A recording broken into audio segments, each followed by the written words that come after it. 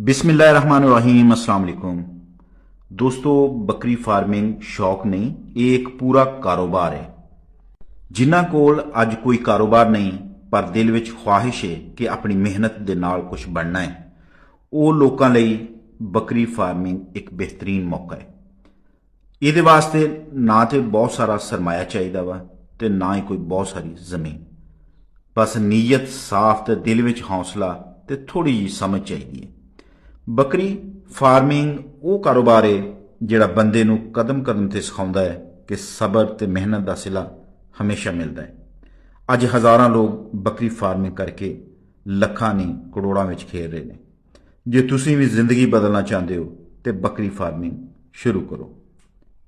बकरी फार्मिंग शुरू करने लई कोई दो चार गल्लां ने, उन्हां नूं याद रखो ते समझ दे नाल प्लानिंग दे नाल ये काम शुरू करो।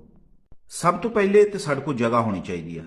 बकरियां नूं साफ ते हवादार खुश्क जगह चाहिए है। भावें बहुत बड़ा शैड ना होवे, भावें एक कमरा भी होवे, लेकिन ऐसा होना चाहिए है जगह कि जिहदे विच सर्दी और गर्मी दोवां तो बचाव हो सके। दोस्तों, शुरू दे विच तुसीं 8 तो 10 सेहतमंद बकरियां लैणियां ने। तुसीं अपने इलाके दे हिसाब नाल लैणियां ने।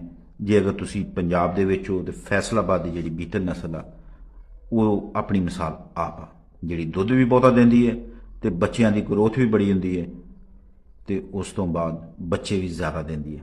उस तो बाद जिहड़ी तुसीं इन्हां नूं खुराक देनी है उहदे विच सब्ज़ चारा, सुक्का चारा ते अजनास नमकियात, इन्हां दा तवाज़न बरकरार रखो ताकि बकरियां तंदुरुस्त रहन।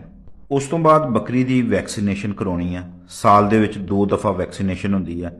एक दफ़ा उदों होंदी है जदों ठंड आ रही होंदी है, मौसम ठंडा हो रहा होंदा, ते दूसरा जदों गर्मी आ रही होंदी है, यानी कि सर्दी जा रही होंदी है। जे तुसीं ये कदम सोच समझ के उठाओगे तो बकरी फार्मिंग नफ़े का कारोबार बन सकता है।